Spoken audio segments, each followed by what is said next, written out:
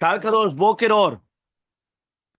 Daf Yomi Masechet Batra Daf Kufayin Bava Mudalef 176A1. Says the Gemara, we're by the two dots, so it's going to be 4 lines down. Hotzi alav ktav yado. Yeah, Hotzi alav ktav yado. What does that mean? If he's going to be motzi on the loveh ashtar, that it's written in the handwriting of, right, the loveh. So that means the guy, the borrower, he actually wrote it with his own handwriting. So goveh mi nechasim nechorin. He's going to collect from nechasim nechorin, which means he can only collect from properties which do not have a lien on them. Okay, ba mine Rabbi Bar Natan. Rabbi Yochanan asks Rabbi Bar Natan from Rabbi Yochanan, Huchzak ktav yado bebetin. What happens if we already have his ktav yad, which is already muchzak in bedin, meaning I already know his handwriting from the bedin. I don't need the handwriting from any other place. I already know the handwriting from the bedin. So he says, what's halacha? Elmaleh, he says, Afa pi shuchzak ktav yado bebetin, eno gove, he's not going to collect ela mi nechasim b'nechorin, only from nechasim b'nechorin. So mativ, that means he could only, not from nechasim meshubadim. Remember, nechasim meshubadim means a property that has a lien on it. No, he cannot collect from that. He could only collect from free properties. Nechasim bene chorim. What? No, but for sure it's more than the goof. If it's on the goof, you can't collect from properties at all. If you're saying that you could collect from a property, it means it's not only in the goof. It's on his properties. The only thing is, if it's got a lien on it, I can't collect from that. That's fine. But it's not on the goof. It's on on him and everything else that he has. Okay? Mativ Rabbi Bar Chama. So Rabbi Chama comes and he asks the following question: Shlosha gitim psulin. When there's going to be 3 gitim psulin, v'im niset. Now, if right now what's going to happen is he's going to get married, right? What happens is the vlad is going to be kasher, meaning like this: there's going to be 3 gets, where even though the get is pasul, remember the get is only going to be pasul midrabbanan. So therefore, since the get is only going to be pasul midrabbanan, so therefore what happens is that since it's only going to be pasul midrabbanan, so therefore if he does get married, it's going to be kosher. So he says, ve'eluhen, these are the 3 gitin. Number 1, ketav bichtav yado ve'en alav edin. It's got his own ktav yad, but there's no witnesses on the document. So therefore, obviously, he was on. That means you know that the husband wrote the get, but there's no witnesses. So that's a get pasul midrabbanan, rabbinically prohibited get. Yesh alav edin ve'em bo zman. If you have a din, right, but there's no zman, there's no time. Remember that you need the date, right? Not the time, but meaning the date. You need the date on the get. What happens if you've got the din, but there's no date? You don't know when it was written. Or yesh bo zman, it does have the zman, but there was only one ed. So in all these cases, right? Just learn that the date when they go in court. No, that's for other documents. But here, for a get, you always need a date. And if it does not have a date, it's pasul midrabbanan. Again, one more time, drabanan. Drabanan means that if they do get married with this, right? That means, what do you mean? Meaning if they use this and afterwards they want to get married, it's going to be okay, but it's not lechatchila, obviously. Okay? Fine. Arelu shlosha gitim psulim. This is going to be 3 gitim pesulim. Yeah? Hey, David, if you want to just move over a little bit to the side. And doctor? No, so that way you can sit in the middle. Yeah? So he says the vlad kasher. The vlad is going to be kosher. So he says, Rabbi Elazar says, Aval pishen alav edin klal, ela shenatnu la bifnei edin kasher. Says Rabbi Elazar, even if you don't have edim on the document whatsoever, it's still going to be kosher. Why? He comes and he says, because it was given in front of edim. Remember that according to Shtat Rabbi Elazar, edei mesira karte. Meaning, do we go after the edei chatima, the ones that are signed on the get, or edei mesira? Mesira is the ones that are giving over the get. According to him, even if it wasn't signed anybody on the get, the fact that you give over the get with witnesses, that's kosher. That's called edei mesira. Meaning, who are the ones which are cutting everything off? The ones which are doing the mesira. Mesira is the ones which are giving the get. Okay, ve'goven, he's going to collect that even from the chasim mishu'abadim, from the chasim mishubadim.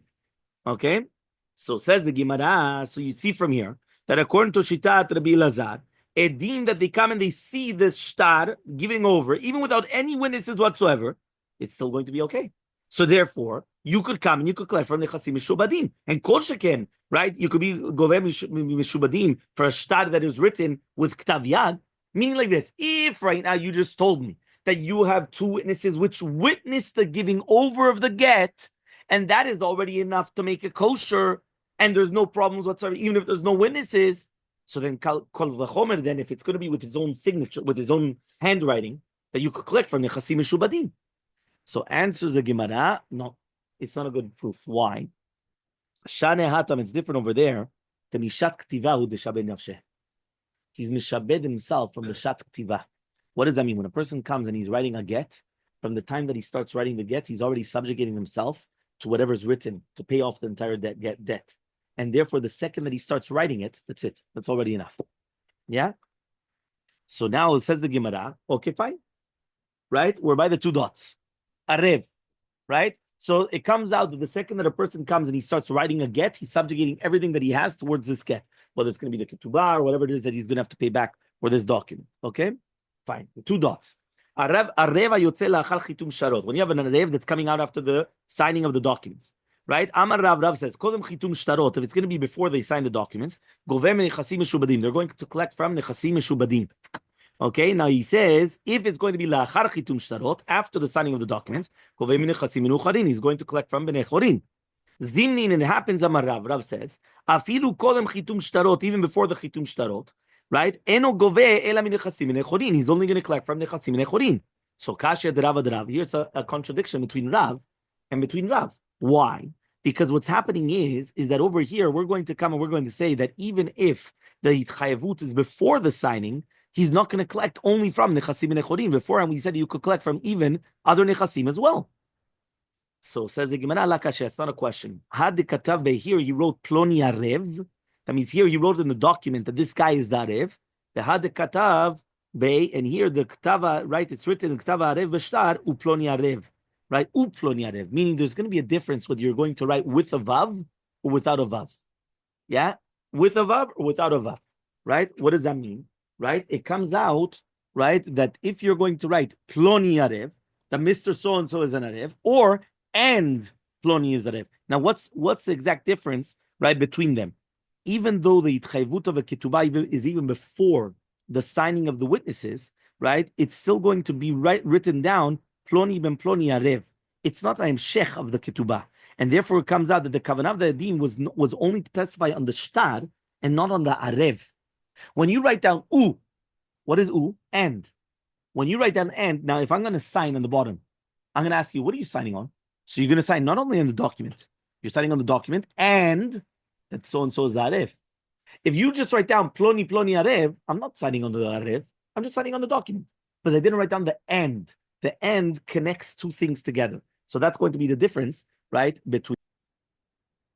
Rabbi Yochanan comes and he says, whether it's going to be, right, doesn't matter how it is. What does that mean? Doesn't matter how you're going to do it. You're always, that means, meaning according to Shittat Rabbi Yochanan, even if you wrote down in the document, and Mr. So-and-so is Arev, you only collect from Nechasim b'nechorim. Nechasim b'nechorim means properties which do not have any lien. Right? There's no lien on the properties. That's called nechasim b'nei chorin. B'nei chorin is a free man, right? That's what we always say, that we are b'nei chorin, right? So that means only free properties that do not have any type whatsoever of subjugation, any type of lien, and so on and so forth. Okay? Fine. So Mativ Rava comes and he asks the following question. Edima chatumim al shelat shalom baget. Imagine right now you have witnesses that they're signed on shelat shalom in a get. So he says it's going to be pasul. Why? We suspect maybe they signed on Shelat Shalom. Rabbi Yavu says Rabbi Yavu, what's going on here? Right? Bishlom ploni, right? Pasul. Ush ilu is kasher. Meaning, right? Nowadays, obviously, we want to try to get out of any problems whatsoever. So there's nothing written on a get other than the get. So you have the get, and then you have signatures. But remember, in the olden days, you could write a get on anything. Right? On any type of a paper. They speak about it in the Mishnayot. Can you write it on a leaf? Can you write it on all these different things? So imagine right now, you have a get, and at the end they say, by the way, right, this get is going to go to I don't know where, so shalom, whatever it is. Yeah, shalom, so-and-so and so-and-so. Yeah? So in such a case, when you're going to come and you're going to say shalom, right, so-and-so, right? So what happens is that, right, what's going to happen if they wrote down shalom, and then I signed underneath it? So what are you signing on? You're signing on the get, or you're signing on the Shelat Shalom? Right? The Kilu we're saying, by the way, he said Shalom. So he comes and he says, if he wrote down She'ilu, meaning that She'ela B'Shalom, so then it's going to be Pasul. But if he wrote down and he sends regards, it's going to be kosher. But again, it connects, right? The exact same thing. It's the same concept. Once you connect them, so the signatures is not going back only on the first thing, or it's going back on everything, because everything's connected. Okay? Hachanami, so too here. The Katav Ploni Arev, the same thing. Meaning, if it's written without, right, the Vav, so therefore it wasn't connected. And if it wasn't connected, so obviously, right, you're not going to collect from any type of a property that has a lien. So says the Gemara, so I knew the Rav. So that means Rabbi Yochanan and Rav are saying the exact same thing then. So says the Gemara, you're right. Eima v'chen amar Rabbi Yochanan. Meaning, if two people are saying the same thing, you're not going to say, Amar Rav this, and then Amar Rabbi Yochanan this. Because if they're saying the exact same thing, it's a repeat. So what do you have to do? The Vav, the Vechen, and also Rabbi Yochanan said the exact same thing. Okay? Fine. Two dots. Right? A story. Maseo ba lifnei Rabbi Ishmael. There's a story that somebody that came in front of Rabbi Ishmael. Yeah? And it says like this. Amar Rabbi Yochanan, ben Anas. Even though Rabbi Ishmael came and he praised Ben Anas that you should always learn Dinei Mamonobos when you learn money concepts. That's why you have to learn whether it's going to be Batra, Metzia, right? All the babot, right? You're learning things to do with money. Ya'asok b'dinei mamonot. Why? Because if you want to become smart, you have to be osek b'dinei mamonot. Ya'asok b'dinei mamonot. He comes and he says, and therefore you should be mishamesh Ben Anas. He says, even though Yishmael came and he praised Ben Anas, right? He comes and he says, right, as follows. That means halacha is not going to be like him. So he says like this. Right? They come and they ask the following question. Bechanuk mali amar Rabbi Ishmael. In the case where the malveh is going to strangle the loveh, what exactly was the psak of Rabbi Ishmael? Does he agree? Does he come and say that the arev is not going to be mishtabed? Or maybe he is going to be mishtabed. You remember the case? The case of the Mishnah was, imagine right now you come in the shuk and you see somebody strangling. Hey, what are you doing? Yeah. He comes and he said, no, he owes me money. He says, don't worry about it. If he doesn't pay you, I'll pay you. He becomes a rev on the spot. On the spot, he becomes the guarantor. If he doesn't pay you, I'll pay you. Stop strangling him. Don't do anything. So we come and we said, right, there's a machloket in Mishnah. So what happens is that we come and we say, what does Rabbi Ishmael say in such a case? Does Rabbi Ishmael agree that he actually does come and he's mishtabed or not? That's the question. Because there, right, Ben Anas comes and he says, no, that is nothing. Why? Obviously, he was just trying to get him out of it, and it wasn't done at the time of the loan. But the question is, Rabbi Ishmael, remember that there was a machloket in the Mishnah between Rabbi Ishmael and Ben Anas. Does Rabbi Ishmael agree in this case, or does he argue in this case? So Tashema, so we're going to try to bring a proof. Tamar Rabbi Yaakov and Rabbi Yochanan says Rabbi Yaakov in the name of Rabbi Yochanan, Chaluk ya Rabbi Ishmael, right? Af bechanuk.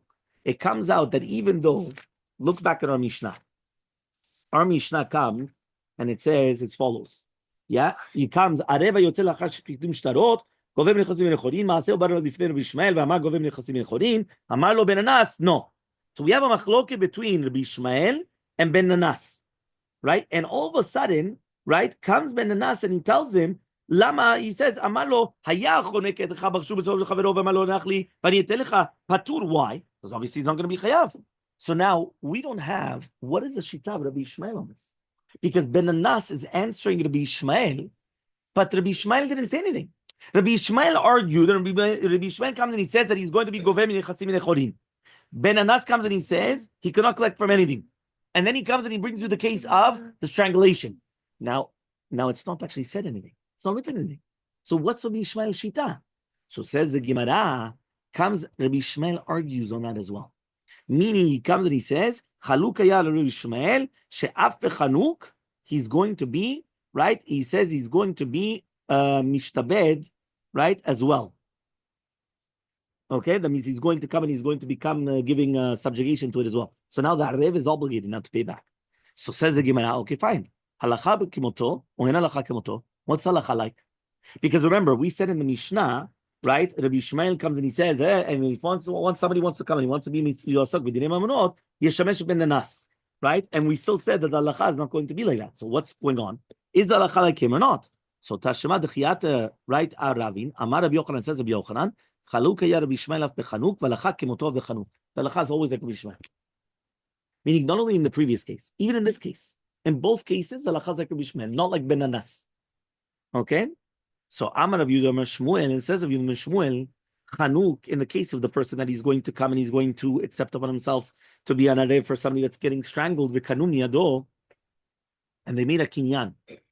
Here he's going to be mishtabed. Why? They made a kinyan. Meaning that guy comes and he says, I'm not going to let a hold of the how do you call it? The chokehold, right? Until what? Until you make a kinyan. That you're obligating yourself to become an Arev. In that case, he is Mishabed Nafsho. So says the Gemara Miklal, so it's mashma. Darev be'alma lo kinyan. You don't need a kinyan. Right? You don't need a kinyan usually. Right? Upliga Rav Nachman and argues on Rav Nachman. The Rav Nachman says of Nachman, Arev de betinhu de lo bayi kinyan. Habe'alma bayi kinyan. An Arev, when we're talking about an Arev of Bedin, an Arev of a Bedin, you never need a kinyan in order to be mishtabed. But in a normal case, you do need a kinyan to be mishtabed. And obviously the Hechal we're going to leave for the Siyum Masechet.